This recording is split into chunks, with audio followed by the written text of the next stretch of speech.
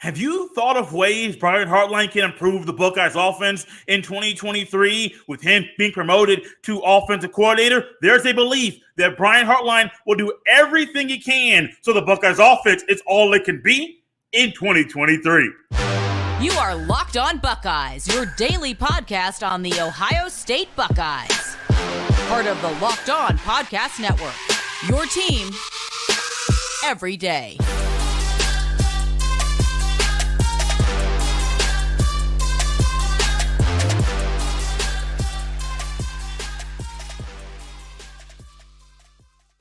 What's up, Buckeye fans? Welcome back to another episode of Locked On Buckeyes for the Locked On Podcast Network. I'm your host, Jay Stevens, also the host of the Jay Stevens Podcast. It is Tuesday, May 9th in the year 2023, and I want to thank you for making Locked On Buckeyes your first listen or first watch of every single day. During today's episode, I will predict the week one starters for the Buckeyes defense in the fall. But before we get to any of that, Brian Hartline's promotion to be the offensive coordinator seems one that is perfect for him. He is an offensive guy, played receiver for the Buckeyes, was a receiver in the NFL, and has done a phenomenal job of recruiting the wide receivers at Ohio State over the past few years.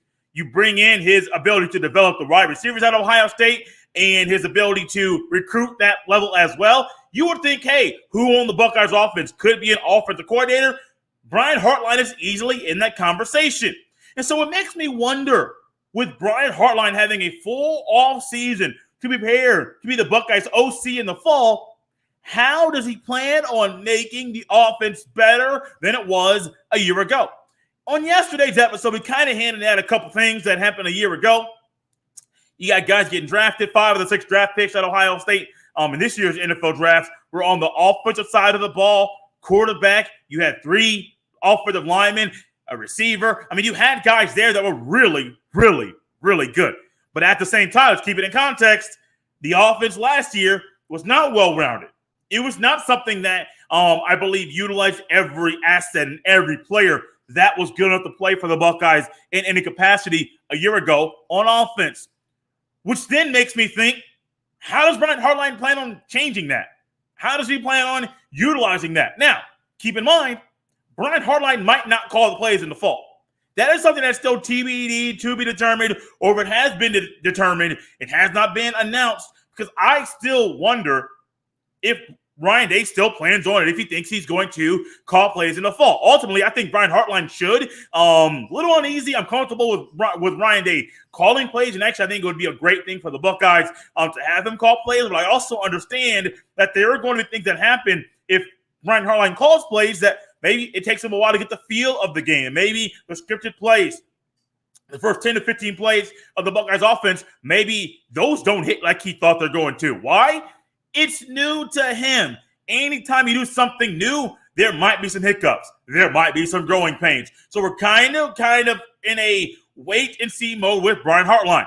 However, there are positives to this. And I do believe there are some easy ways Brian Hartline can utilize the roster at Ohio State to help the offense be all it can be. One of the easy ways is utilize one player a lot more than you did a year ago, Xavier Johnson. Now, you remember yesterday, during yesterday's episode, and the Everydayers definitely check that out. They heard or watched me discuss the starters for Ohio State, the week one starters. I had a 2 deep coming at you. It was 3 deep at some positions, but definitely a 2 deep across the board. Xavier Johnson was not a projected starter for the Buckeyes in the fall. But one thing I did say was, even though Xavier Johnson is not going to be a starting receiver, he is still going to be a piece of the pie. He can be a running back. He played some running back a year ago. He can be a receiver. He can be utilized in the return game. But one easy way I think he can be utilized better in a different way, a more specific way, actually there's 2 ways. Get that boy in motion. Like if you're going to have him line up at the slot, get that boy in motion. A little misdirection, little counter, get the defense going one way, and then have the ball go the other way at the snap of the ball. Ultimately, I do think Xavier Johnson is a phenomenal football player. And Brian Hartline, I think one of the reasons why he's going to use him specifically, he coaches him every day. Like every single day, he is in that room with Xavier Johnson, seeing how hard he's working, seeing how he's being developed, seeing how he's being matured, seeing all the things that make Xavier Johnson a really good football player. You got to utilize a guy like this, especially when, do you know if all three starting receivers are going to be healthy all year long? You don't know that. Like, we don't. What was it, a couple years ago? Olave and Wilson didn't play every game for the Buckeyes in 2021. Last year, you didn't get all three starting receivers to play every game last year for the Buckeyes. So you kind of got to expect it's possible somebody might get hurt. Or somebody might decide, hey, game 5, I'm opting out. I'm going to decide that now is the time for me to prepare for the upcoming draft. I'm going to opt out. I'm not even trying to forecast the future. Just saying what can happen. You got to utilize Xavier Johnson more. But here's one. There's another one that I think Brian Hartline will do, and I have been calling for this, goodness gracious, going back to the 2020 CFP National Championship game when the Buckeyes played Alabama down in the Orange Bowl. You got to use 4 wide receivers. Now, it wasn't that point, but it may have been 2021. I remember a live show I was doing, and I was saying, hey, man, use 4 wide receivers. You have plenty. You have way too many elite guys or really good guys that you can't keep having these guys on the sidelines all season long because it's just too good. And it's an easy weapon to utilize to allow the offense to be even better. Now, there will be times I do believe that you will see Harrison Jr., Abuka, Fleming at wide receiver on the field, and you will see Stover split out wide to have no guy on the end of the line of scrimmage as the tight end. I have no problem with that. And ultimately, I think it's a great move. I think it's an ideal move. But imagine this. Harrison Jr. on one side, Fleming on the other, Abuka in the slot, Xavier Johnson in the slot. Or maybe you move one of those 4 guys out and you bring in a Carnell Tate. Or let's say Brandon Ennis blows up. You put in a Brandon Ennis. Or let's say you have in a Jaden Ballard. You want to have more of that, a different skill set on the field. Whoever it is, you have so many guys at your disposal, especially guys that you deal with every day, but also guys you recruited. You might as well go out and make it happen. Brian Hartline, utilize the players in this room. It just makes sense. And ultimately, I hope this happens, because one thing that frustrates me is during the season, there are clear-cut, easy ideas and thoughts that come into my head about ways the Buckeyes can improve the offense. Now, I'm not a coach. I'm not there in practice, and I don't know why certain decisions aren't made. But sometimes things just make sense. And if things make sense, it might be a good idea to utilize those ways for the Buckeyes offense to be all it can be in 2023. Let's go to the other side of the ball and do a little predicting. Predicted the Buckeyes Week 1 starters on offense yesterday. During today's show, it's time to predict the Week 1 starters for the Buckeyes defense in 2023. Don't want to miss this. You got a 2-deep depth chart coming your way next on Locked On Buckeyes. This episode is brought to you by FanDuel Sportsbook. Make a fast break to FanDuel during the NBA playoffs, because right now new customers can get a no-sweat first bet up to $1,000. That's $1,000 back and bonus bets if your first bet doesn't win. There's no better place to bet all the playoff action than America's #1 sportsbook. Visit FanDuel.com. No sweat first bet up to $1,000. That's FanDuel.com/locked-on. Once again, that's FanDuel.com/locked-on. FanDuel, official sports betting partner of the NBA. Thanks for making Locked On Buckeyes your first listen every single day. And if you are somebody that utilizes the SiriusXM app every single day like myself, you will love to learn that Locked On Buckeyes and all the podcasts at the Locked On Podcast Network are now on the SiriusXM app. So go ahead, search it, find the podcast, download it, and enjoy that in another way. It's just another avenue for Locked On Buckeyes listeners to enjoy Locked On Buckeyes every Monday through Friday, 5 days a week. It's a part of Locked On Podcast Network, your team every day. It's prediction season, baby. It is time for us to look at and to go over the predicting of the depth chart for the Buckeyes defense week 1 against the Indiana Hoosiers. And I'm going to say something I said a day ago. There was a reason why I did not come on here after spring practice that following week and say, here is the depth chart that I think is going to happen for the Buckeyes on defense in the fall. Ultimately, I think it would have been a disservice to your time if I did that, because we're smack dab in the transfer portal window, the second one of the offseason. And so if I know we're in the transfer portal window and players can still transfer, why would I predict guys that'll be starters if they can easily leave within the next 10 to 12 days in between me airing that episode and the end of the portal? So I decided to wait, which is wise. There weren't many, I don't think there were any defensive guys that I had to move around due to the portal, but there definitely were some guys that had to move off of the portal of the prediction for the offensive side of the ball due to them hopping in the transfer portal. So without further ado, predicting the Ohio State's week 1 depth chart for the guys on defense. The two defensive ends, and I have been saying this for a while. I'm predicting it, but I still believe one of them still needs to prove and continue to work, and I think he's done enough to prove it so far, but he has to keep on working and grinding. JT Tuimoloau, starting defensive end for the Buckeyes, third-year player, somebody that I do think will be a top 5 pick in next year's NFL draft. JT Tuimoloau is going to be phenomenal for the Buckeyes in the fall. The other starting defensive end, Jack Sawyer. And many people have heard me say, that Jack Sawyer, yeah, he can be a starting defensive end, but I wouldn't say he's a clear-cut favorite. You got to prove it. You got to earn it. I said I don't care who your name is or your recruiting ranking or any of that stuff. You have to earn the right to be a starter at Ohio State. And you know what? Really, it's any school, but you know what? I think Jack Sawyer's done enough to do that so far. So I have Jack Sawyer, one starting defensive end, Tuimoloau, the other starting defensive end, backing up Tuimoloau, Kenyatta Jackson Jr. He was also somebody that I said, hey, if he keeps working, if he keeps grinding, you can see that young man starting over Jack Sawyer. It's possible. And I still think Sawyer has that thing on lock. Backing up Tuimoloau, Kenyatta Jackson Jr., backing up Jack Sawyer, Caden Curry. Assuming Tuimoloau leaves at the end of the season, and if Sawyer blows up, if he leaves at the end of the season, those are week 1 starters in 2024, Jackson Jr., Kenyatta Jackson Jr., and Caden Curry. I do believe those two guys are going to be the next big thing, next guys to be solid defensive ends for the Buckeyes over the next few years. So that's how the defensive end works out. Defensive tackles. Now, this is one that's going to be, to me, some of these guys should have started a year ago, and I've been calling for it all year last year, and I understand what the hesitancy was.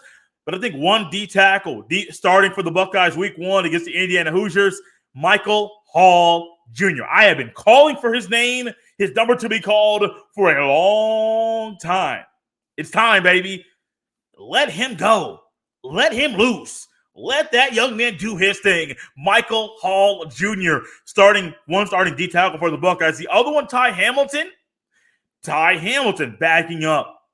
Starting the other starting defensive tackle. And I think he should have got a lot more playing time than he did a year ago.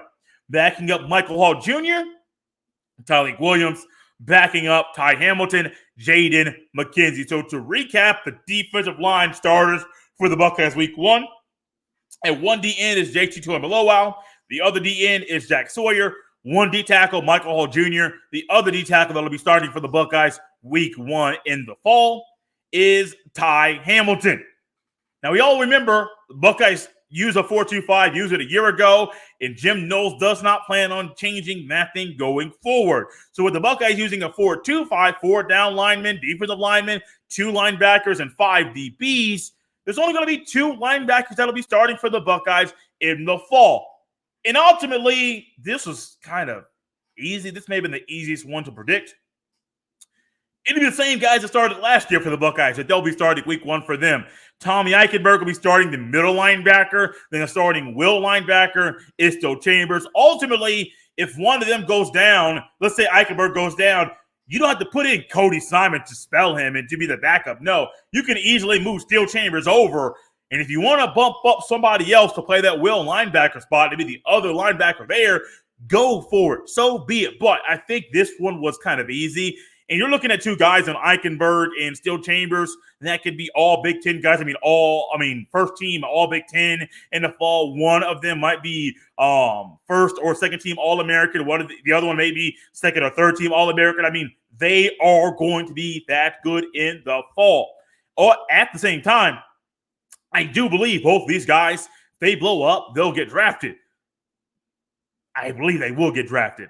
I think they're going to be that good. And I am higher on Still Chambers than I was a year ago. Ultimately, I think one of the best decisions he made in college playing football at Ohio State is moving from running back to linebacker, because ultimately, I don't know if he would have been drafted as a running back if he stayed at Ohio State playing that position. I don't know how much playing time he would have gotten if he stayed at running back for the Buckeyes. But ultimately, going forward, Still Chambers, starter, multi-year starter for the Buckeyes on defense, great. But also, he made himself a lot of money when it's time for him to get drafted into the National Football League. Backing up Tommy Eichenberg, you got two guys. First backup, second string middle linebacker, Cody Simon. He's played that role quite a bit over the past couple of years. Then ultimately, third string middle linebacker, Mike linebacker, is Gabe Powers. Weak side linebacker. Backing up Still Chambers, CJ Hicks. Backing up Hicks in the third linebacker spot. Third one linebacker is Reed Carrico. Now, I will say this. I think Hicks might be higher on the board than some people think. Thought he was going to be based off how the coaches may have utilized him a year ago. It's up in the air. It's literally something that I am not sure what the coaches are thinking. Are Simon and Hicks neck and neck? Is Simon still ahead based off tenure at the program? Is he ahead based off his production? Is Hicks moving up because he's an Ohio guy, or is he moving up because he's literally that good and he's proven his worth? I don't know, but all I will say is this: Cody Simon better watch out, because I'm a person that believes that CJ Hicks is going to be somebody that if somebody gets hurt, I wouldn't be shocked if there was a game that he is thrust into the starting lineup for the Buckeyes to play more. And ultimately, the Buckeyes, if they play a team that utilizes a heavier set, 2 tight ends, 3 tight ends, a fullback, is Cody Simon the first back linebacker off the sidelines to be that third linebacker on the field, or is it CJ Hicks? I'm going to be pushing for it, and I'm going to be pushing for it consistently. CJ Hicks needs to play. If you're going to utilize multiple linebackers that are backups, CJ Hicks needs to be one of them. Don't think he's ready to be a starter. Don't think he's better than Tommy Eichenberg or Still Chambers. Man, he might be the next best thing, next big thing. As a linebacker out of the Ohio State University. Recapping the linebacker spot. Starting Mike linebacker, Tommy Eichenberg. Starting Will linebacker, Still Chambers. Backing up, the 2 backups to Tommy Eichenberg, Cody Simon, and Gabe Powers. The 2 backups, 2 guys backing up Still Chambers, CJ Hicks, and Reed Carrico. Almost done. We got 6 positions down. Got 5 to go as we're here predicting the week 1 starters for the Buckeyes defense. You can hear the rest of the defensive predictions next here on Locked On Buckeyes. This episode is brought to you by Billiards Plus. Billiards Plus has the best selection of pool tables, game tables, shuffleboard tables, and more. And the best service in Central Ohio. Billiards Plus also can set you up with a brand new top-of-the-line grill that will last for generations. We all know how hard it is with the supply chain issues this year and getting certain things shipped on time. So when it comes to ordering that one big gift for someone you love, check out Billiards Plus and get there early this year. Billiards Plus carries the best pool tables from Brunswick, Alhassan, Canada, Billiards, and more. Plus, top-of-the-line grills for PK, Napoleon, Memphis, and the Griddle. That will be the last grill you own. Seriously, these grills stand the test of time. No matter the season, Billiards Plus has you covered for all your indoor and outdoor entertainment needs. Visit their showroom on Dublin Center Drive in Dublin. Check them out at billiards-plus.com. Billiards Plus, family owned and operated for generations. 6 positions down. 4 starting defensive linemen, 2 starting linebackers, and the backups at all of those positions. We have 5 positions to go as we're here predicting the week 1 starters for the Buckeyes defense in 2023. At one corner, Denzel Burke started the past couple of years, had a sophomore slump a year ago, but I still believe he is going to be a starter. And I do believe the word compete that has been going around the cornerback room all offseason, I think he took that to heart. I think he read into that. I think he is doing everything he needs to do to be a starter and to be a better player for the Buckeyes in the fall. And ultimately, I think he takes another step. Now, I think he takes another step, and it'll be a high or maybe a day 1 draft pick next year, first round. I think it can happen. I seriously think Denzel Burke, as long as he develops and gets better in the ways that I think he will, the way corners are valued at the next level, I could easily see this young man being a future first-round draft pick next year. Now, the other starting corner will not be the guy who I think some think he's been at Ohio State the past couple of years, and people think it will be a guy who wears number 7 on defense. I do not. I still think, and I'm riding high with this, I've been saying it since he transferred to Ohio State, and I said it during spring practice. I'll say it again. I think the other starter opposite Denzel Burke is Davison Igbinosun. I think he came in. I think he's a guy. I think he's going to be someone that opposite Denzel Burke on that side. I think it's what the Buckeyes have been looking for. Did phenomenal things last year. Igbinosun did in the SEC. I believe he continues that same play that he utilized and played with down at Ole Miss. I believe he'll bring that up to Columbus, and fans will be yelling his name loudly in the shoe during Saturdays in the fall. Backing up Denzel Burke is Jair Brown. Backing up Davison Igbinosun is Jordan Hancock. Now, I will say this. If one of those top 2 guys goes down, Denzel Burke or Igbinosun, I think Hancock's the next guy up no matter what side of the field the player is playing on. I think he is that good. I believe that the coaches love him, and I think he's developed in a good way. I just don't know if he's a starter right now. Starting nickel corner, nickel safety for Ohio State, Jahad Carter. Another thing that I have not hopped off on, and I do believe he'll be healthy to go through fall camp, and I do believe his injury that he suffered during spring practice will not set him back from starting for the Buckeyes in the fall. Jahad Carter starting nickel corner or nickel safety. As Jim Knowles will tell you, he utilizes a 3-safety defense. That is a position that Jahad Carter plays. He is a Syracuse transfer. Igbinosun, starting corner. Other starting corner predicted. He is an Ole Miss transfer. Both of them played these positions. Nickel corner for Carter, corner for Igbinosun. Both of them played those positions at the previous schools. So they have experience playing that at a high level, at a Power 5 level. Backing up Jahad Carter's Cam Martinez. Might be controversial, but I still think Martinez is the backup right now for this unit. Then you got the other 2 safety spots. Josh Proctor, I believe he came back to start, and I'll be shocked if he didn't start. Josh Proctor starting free safety for the Buckeyes. Starting strong safety for the Buckeyes is Lathan Ransom. Backing up Proctor is Kai Stokes. Backing up Ransom is Sonny Styles. I am not as high on Sonny Styles as others. I am higher on CJ Hicks like other people are. But I would tell you, Ransom, good. Proctor, good. But as we have realized with Jim Knowles or maybe it's Perry Eliano or Tim Walton, if you mess up some time in the DB room at that position, the plug might get pulled and you might go to the bench. That's happened to Proctor a year ago. He literally gave up a touchdown. Now, it was to Sonny Styles' brother, Lorenzo Styles, who has committed to Ohio State. But Proctor missed a tackle, gave up a 50-plus yard touchdown to Lorenzo Styles last year when the Buckeyes played Notre Dame. What did we see? Proctor got benched, and ultimately that put Ransom back up on the field. And Proctor didn't really play much anymore. So he played some. He played, but not the same role that people thought he was going to. Y'all better just bring it. Go locked in. Bring your A game every set, because if not, you might get benched. But to recap the starters for the Buckeyes in the secondary, one corner, Denzel Burke, the other corner, Davison Igbinosun, starting nickel safety, Jahad Carter, starting free safety, Josh Proctor, starting strong safety, Lathan Ransom. Out of here, man. It's just fun to be back with you. Got some more crossovers coming up with you. The everydayers don't want to miss.